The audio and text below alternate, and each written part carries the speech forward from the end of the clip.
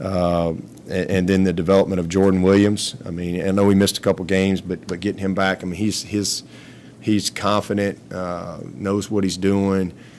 So, you know, moving Xavier in there, I think, has helped us shore up some depth there too. So I really feel good about that. And then the biggest thing for us was kind of defensive end, seeing how the young guys were going to progress. And Foster's been awesome. I mean, we're just really pleased with him. He's going to be a really good player for us. A very complete guy, very conscientious.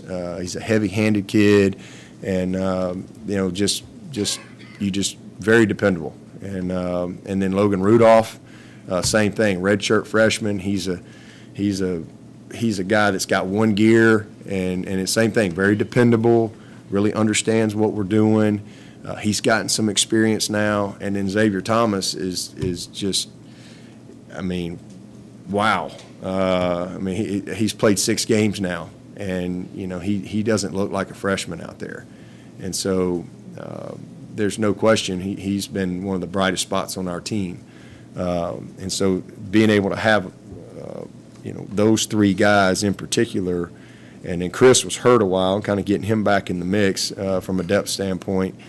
We feel good going into the second half about being able to, you know, play our guys in every situation, and you know, have good functional depth at every position on defense.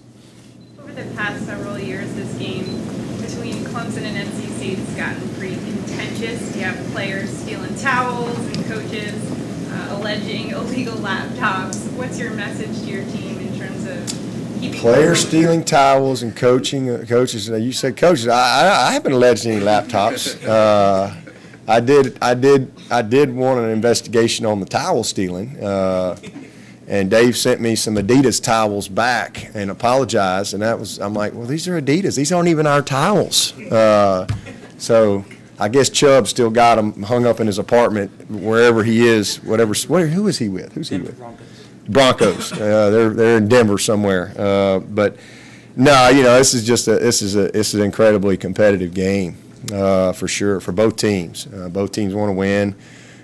We have had some crazy stuff though. I mean, we had y'all remember Isaiah Battle punched some guy that one year. Oh my God! At the end of a game, he just lost his mind, and then we had one of their coaches pushed maybe Deshaun. I can't remember, one year, and you know, I had to call him and apologize for Isaiah, and he had to call me and apologize, for his coach pushing Deshaun on the sideline, and then last year I didn't really understand the laptop stuff. I'm not sure but that was it was all good. I get along fine with Dave. I mean, but it's just a very competitive game. They're a good team, They're, like I said, well coached, good players, and that's why. And both teams want the same thing, and they want it bad, and that's why this has been a very competitive game. Coach, is there a difference when you go up against a team this deep into a season that's still undefeated, the confidence they bring to the table and energy they have that maybe a team with 1 loss, 2 losses wouldn't have? We get everybody's best. Just the way it is. It don't matter who we play. They can be 1-9. They'll play like a 9-1 team when they play the Tigers. So that's just part of it. We know that. So it really doesn't matter. NC State the last couple of years, they've been able to use backs and tight ends and things like that. A lot of those guys are and a lot of the returners are in that receiving core. Do you see any difference in them schematically now that they have to rely on receivers a little more? No. They're still going to run the ball. They run the stretch. They're a big RPO team. They're a big play-action team. They're a big pistol team. Pistol play-action, pistol boots, a lot of screens, shots, bunch of tricks.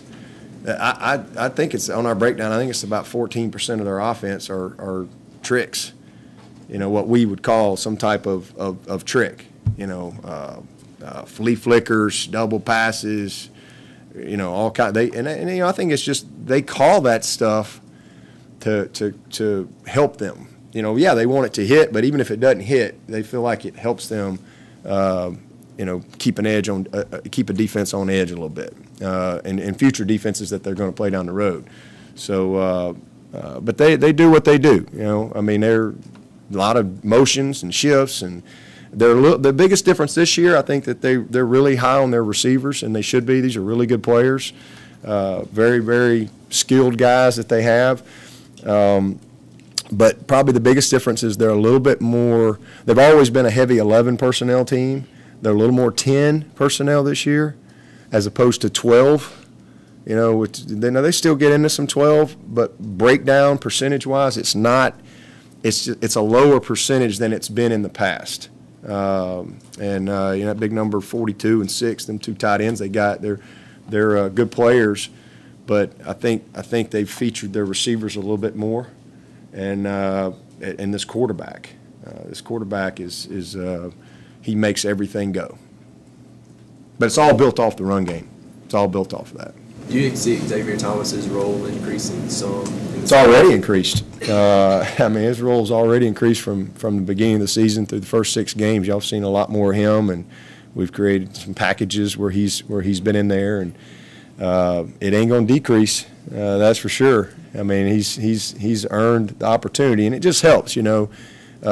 Clee and Austin can play both sides, and so he's kind of that third guy right now that we, you know, we think can go in there and you know, give Clee and Austin the type of break that they need to keep those guys fresh, and Justin's right there too, and like I said, and Logan is in that mix, but definitely Xavier has differentiated himself.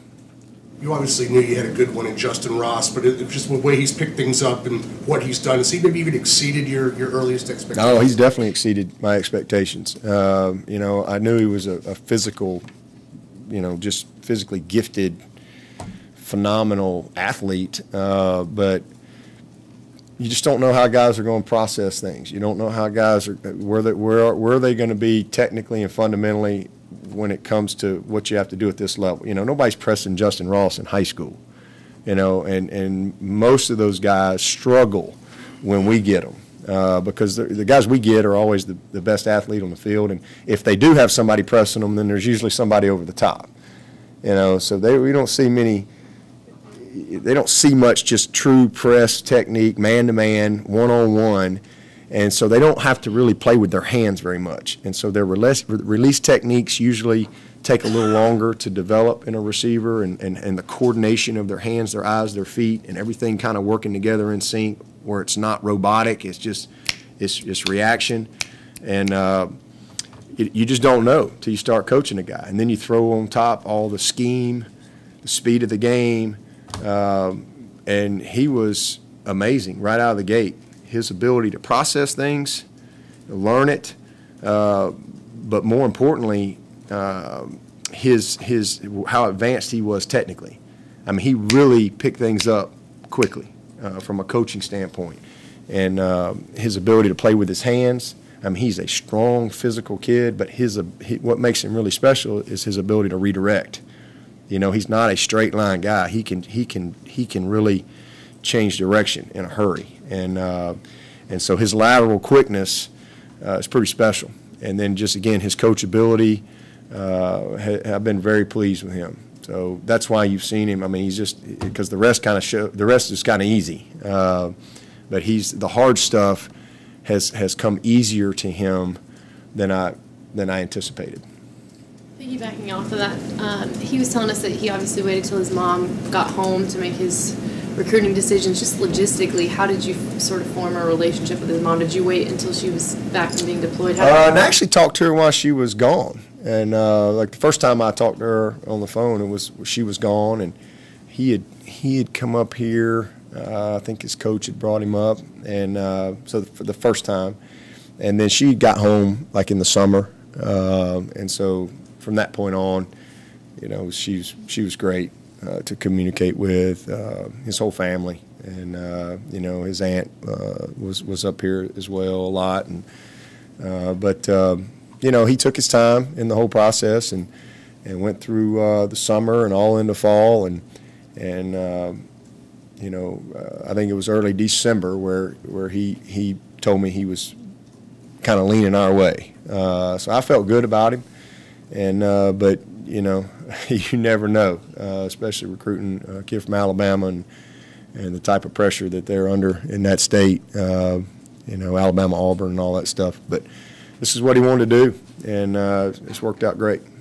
Talked a lot about kind of Trevor's personality. You know, he's just kind of like, okay, coach, you know, whatever you say. How much has that personality attributed to kind of his success over what has been a pretty dramatic season, at least the first 6 games? Well, I don't think it's just this season. I mean, I just think that's his DNA. That's how it's wired. I think it's attributed to his success that he had in high school. I mean, you know, you think about it today, these big-time elite high school quarterbacks, they're under a lot of pressure from – I mean, this kid's been starting since the 9th grade. And so I think just that has served him well all the way through. I mean, you're talking about going the way they do this stuff now. You're all across the country. Everybody knows everybody. Everybody sees everything every single week. You got Elite 11s and high-stakes competitions. And, you know, so I think it has all of that plus his demeanor and just his DNA has helped him, you know, get off to a good start here. How much more comfortable and confident is Isaiah now than he was at the beginning of the year? A lot. I mean, he still will make some mistakes, but he makes a lot of plays, and but he's got 6 games under his belt now, and he's been coached hard. You know, Brent is relentless as far as the details that he's coaching, especially at that nickel Sam position.